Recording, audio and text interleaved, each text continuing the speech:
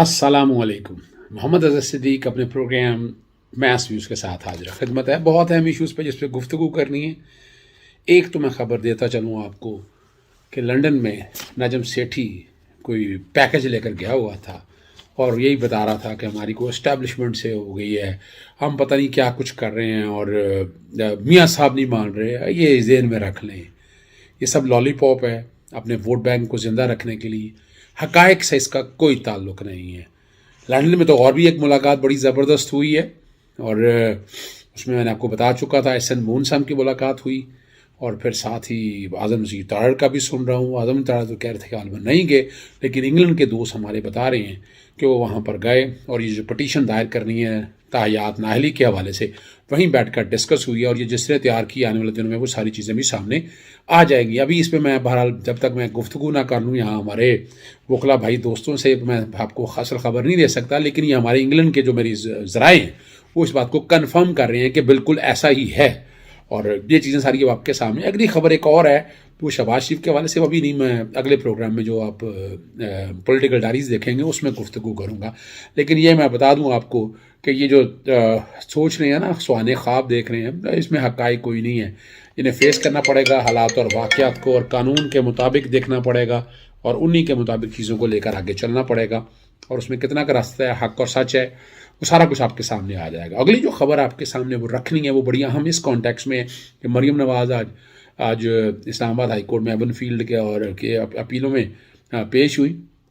यहाँ पर और जुनैद सफदर भी साथ थे और प्रेस कॉन्फ्रेंस आपने देख ली होगी, वो तस्वीरें आपको नज़र आ जाएंगी। उल्टे हाथ पे परवेज़ रशीद थे, दाएं हाथ पे मरियम औरंगज़ेब थी और भले एक कोने के ऊपर वो जो बागी जो बेवकूफ़ बना रहा था कौम को, वो बेचारा जवेद लतीफ़ वो शामल बाजा की तरह मुलाजमों की तरह साइड पे खड़ा हुआ था और जो बातें की, यानी बोला नहीं जा रहा था और कोशिश की बड़ा इधर उधर की बातें करने की और प्लांटेड सवाल वही साफ़ियों के कि जनाब कोर कमांडर पेशावर के हवाले से वो बातें कि जनाब पेशावर में ये हो गया वो हो गया, इलेक्शन जीत गया आप, वो साबित ये करने की कोशिश की जा रही थी। लेकिन वो जो सवाल जो पूछना चाह रहे थे उनसे वो सवाल पूछे नहीं गए। तो मरीम नवाज़ के पास कहने को कुछ नहीं था और आपके सामने ये चीज़ें सारी। और आज आपको याद है पिछली समात जब सबसे पहली समात हुई 17 नवंबर 2021 को हुई थी, तो कोई तकरीबन 10-12 के करीब सवाल, 10 कह सकते हैं, 10 सवाल रखे और वजूहत जो सारी सामने रखी थी वो भी मैं आपके सामने डिस्कस करूँगा। एवन फील्ड के कॉन्टेक्स्ट में जो सवाल रखे थे उन सवालों का मकसद क्या था और क्या कहना चाहते थे। समात मुलतवी हुई 24 नवंबर को और 24 नवंबर को मरीम नवाज़ के वकील जो है ना इरफान कादर, उनके सुप्रीम कोर्ट में हेयरिंग मौजूद थी, तो इसलिए समात ना हो सकी और मुलतवी होकर आ गई 21 दिसंबर के लिए। और 27 रोज़ के बाद ये समात हुई है और जो आज जो कि समात मुलतवी हो गई, जो नैब के वकील थे वो ने कोरोना की अलामत थी, वो बीमार थे और इस वजह से अब 17 अब जो है ना समात ये अब इसकी मुलतवी हो गई है और 19 जनवरी के लिए, 19 जनवरी को दोबारा ये समात होगी और उस दिन जो है नैब ने अपने वो जो 10 सवालात पूछे गए और वो सारे सवालों के जवाब मौजूद हैं।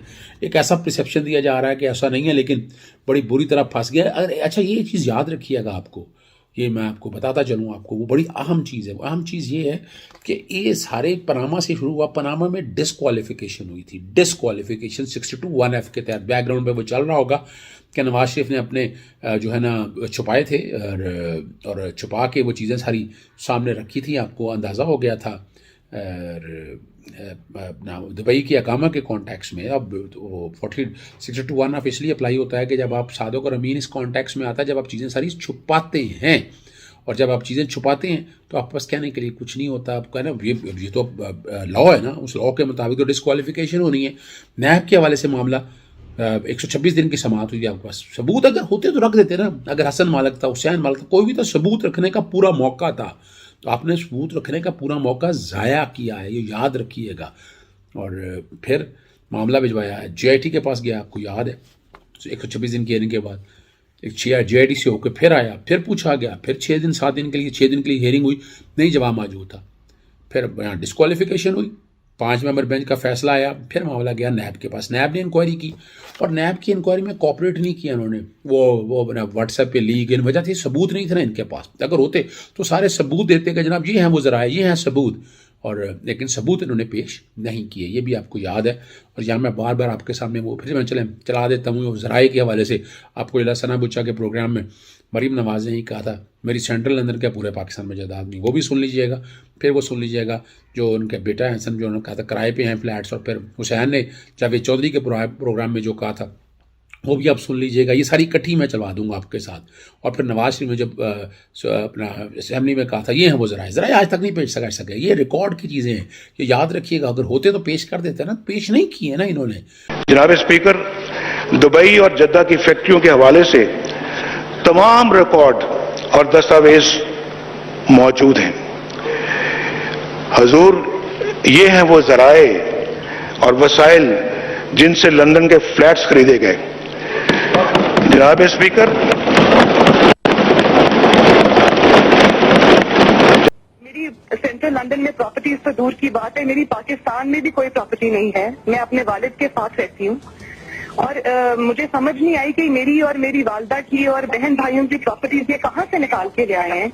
ये अगर इस बात को प्रूफ करते हैं तो मैं आप जो भी मैं मानने को तैयार हूँ कि ठीक है कि ये जो बिल्कुल कह रहे हैं सही कह रहे हैं, लेकिन इनकी मुझे मैं इस बात को तस्लीम करता हूँ कि अल्हम्दुलिल्लाह पाक लेन के ऊपर जो अपार्टमेंट्स हैं वो अल्हम्दुलिल्लाह हमारे हैं और वो एक ट्रस्ट के तहत हैं और उनको होल्ड करनी है इस वक्त मरियम नवाज शरीफ मेरी हमशीरा जो है। Various Swiss and offshore companies. Well, these are things which, comes up every time there is a crisis in Pakistan. These are not new. Why don't people who are actually blaming us for that go to the courts and prove it? But do you know who owns the flat that you're living in? Well, that is not the question right now. Why not? But it's the question I'm asking you. Do you know who owns the flat? Well, it's on a rent. I'm living on a rent basis which comes from every quarter from Pakistan. You're And, renting it personally, or the money comes from The Pakistan? money comes from Pakistan. From who? From your father? Not my father, actually. We have a family business back in Pakistan, which is not being built up by my father overnight. It was built up by my grandfather for the last 50 years since the independence of India and Pakistan. Do you know who owns the flat that you live in? Well, actually, I'm not the right person to. But you live ask there. to. It doesn't matter. Don't I'm you not know earning. who I'm it's not rented earning. from? I'm just like any other student living with his parents. I doesn't necessarily has to know about what the facts and who owns the flat and who pays for the rents and who pays for my living. But would it interest you to know that the flat is apparently owned by two offshore companies called Nielsen Enterprises Limited and Nesco Limited, both registered in the British Virgin Islands and managed by a company in Switzerland? I've got nothing to say about it. I'm absolutely ignorant. What can I say? फिर नैब में inquiry, और नैब में जब आप section 9 के तहत इनका जराइम के हवाले से मामला आया, ओनस इनके ऊपर था सेक्शन 15 को सामने रखते हुए कि आपने साबित करने, इन्होंने चीज़ें वो साबित नहीं की। और शेड्यूल 2 में भी है कि जब आप नैब के साथ कोऑर्डिनेट नहीं करते ना, मरियम अब कोऑर्डिनेट नहीं किया ना, ये सबूत देते, आप सबूत नहीं देते। अगर मिसाल के तौर पर बेनिफिशियल ओनर या चीज़ों के हवाले से सबूत नहीं देते, अभी तक ये कोई बात नहीं कर रहा, तो शेड्यूल में भी सज़ा हुई है। तो मरियम शेड्यूल की सज़ा से भी नहीं बच सकती कि उन्होंने नैब के साथ कोऑपरेट नहीं किया।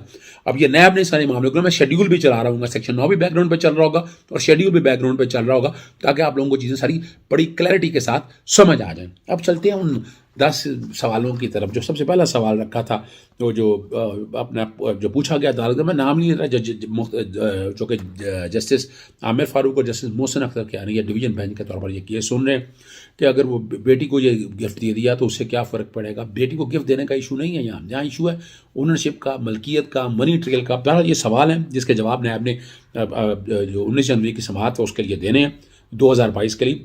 ऑफशोर कंपनियों का असल मालिक को छुपाया जाना है, ठीक है, तो बेनिफिशियल ओनर को साबित करना है आपने।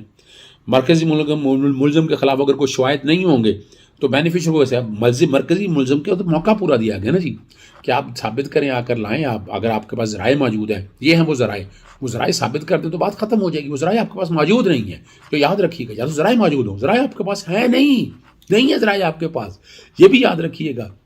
ये बड़ी ज़रूरी है चीज़ समझने के हवाले से। तो अब अगला जो सवाल है कि यानी इसी में देखा है कि परसेप्शन पे नहीं है, नैब को शवाहद से साबित करना होगा इस चीज़ को सामने रखते हुए।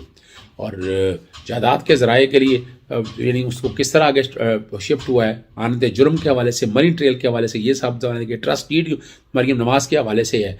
और यहाँ 3 मुलजमान जो हैं, नवाज शरीफ, मरीम नवाज़ ऑफशोर की कंपनियों की मालकान कैसी हैं।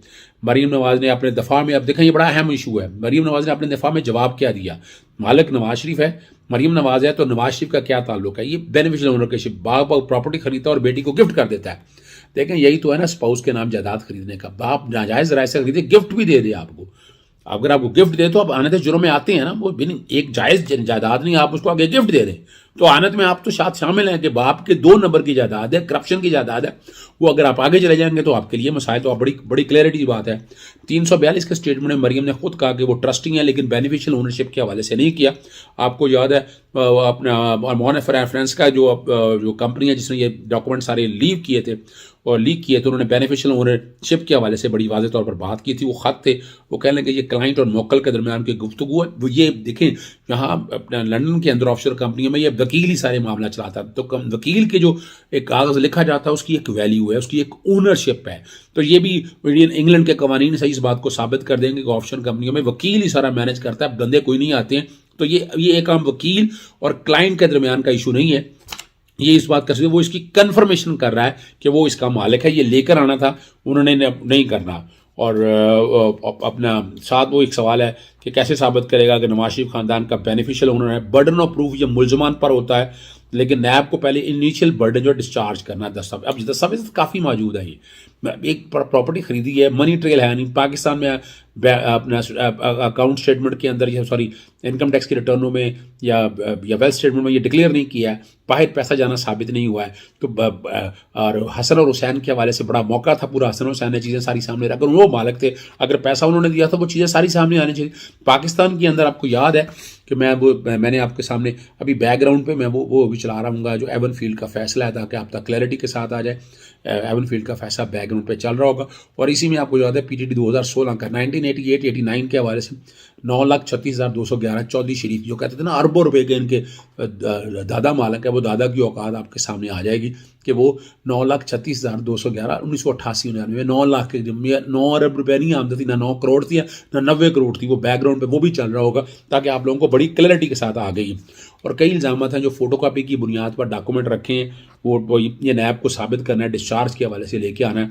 और वो भी असल नैब ने कहा था कि असल दस्तावेज हमारे पास मौजूद है और हम रिकॉर्ड के ऊपर ये सारी चीज़ें लेकर आ जाएंगे। जवाब सारे मौजूद हैं, ये बड़ी क्लैरिटी के साथ है, लेकिन है नहीं ना कुछ कहने के लिए मरीम वगैरह के पास। वो कोई बता रहे हैं कोई डील हो रही है, डील की चीज़ें वो सारी बड़ी वाज़ेह तौर पर खरीदा। आपको याद है कि ये नीलसन और नेस्कॉम के ज़रिए ये फ्लैट खरीदे गए थे और ये ऑफशोर कंपनियां मालिक छुपाए जाते हैं, ऑफशोर कंपनियां के मालिक छुपाए जाते हैं, लेयरिंग की जाती है ऊपर से नीचे। और ये क्लैरिटी के साथ बड़ी 4 फ्लैट्स हैं, लंदन फ्लैट्स के हैं। और अपना ट्रस्ट डीड भी आपको याद है जाली थी, जाली से बना था, कैलिबरी फाउंड में बनाई गई थी और इस पर गवाह जो है ना सफदर अवान थे, इसलिए ये भी मुलज़म है आनत जुर्म के हवाले से ना फ्रॉड। अब जब आप करप्शन के पैसे को इस तरह जायज़ करने की कोशिश करेंगे तो आप जुर्म के बराबर के शरीक हैं। ये बड़ी क्लैरिटी की बात है। ये सेक्शन 9 बैकग्राउंड पे चल रहा होगा, उस 9 के अंदर 9A12 में अगर चला जाए तो 9A12 जो है ना बड़ी क्लैरिटी के साथ वाज़े तौर पर ये बड़ा क्लियर करता है। और दूसरा ये ना ये जो कहना कि यहाँ फौजदारी कानून के अंदर है कि ओनस जो होता है ना वो प्रोसिक्यूशन पे होता है। नैब के कानून में ओनस जो है वो उस बंदे पे है, मुलजिम के ऊपर है कि उसने साबित करना है। नैब ने अपने तौर पर डिस्चार्ज करके चीज़ें सारी मौका पूरा दिया, हर चीज़ दी कि आएँ लाएँ, इन्होंने नहीं दे सके चूँकि थे नहीं इनके पास ना मलकियत के कॉन्टैक्ट्स में। तो ये तो बड़ी क्लैरिटी के साथ चीज़ें मौजूद है। यानी यहाँ इतना आसान काम नहीं है, लेकिन परसेप्शन ये वो कोशिश कर रहे हैं अपना जो मुस्लिम नून के आपस में लोग कि हम बच जाएंगे, बरी हो जाएंगे, इस तरह की बातें उन्होंने फैलाई हुई हैं अपने वोटर को ज़िंदा रखने के लिए और हालात और वाक़यात से बताते हैं कि बैरूनी दुनिया से प्रेशर डलवाने के लिए। जैसे नजम सेठी या बाकी लोगों को एक्टिव किया हुआ है कि वो इन सारी चीज़ों को अपनी तरफ लेकर चले जाएं, लेकिन इतना आसान काम लगता नहीं है, बहुत मुश्किल है इनके लिए, बहुत आसान काम नहीं है इनके लिए। कब तक बचेंगे ये और मुश्किल है इनका बचना। इजाज़त चाहूँगा। अस्सलाम वालेकुम, अल्लाह हाफ़िज़, पाकिस्तान जिंदाबाद।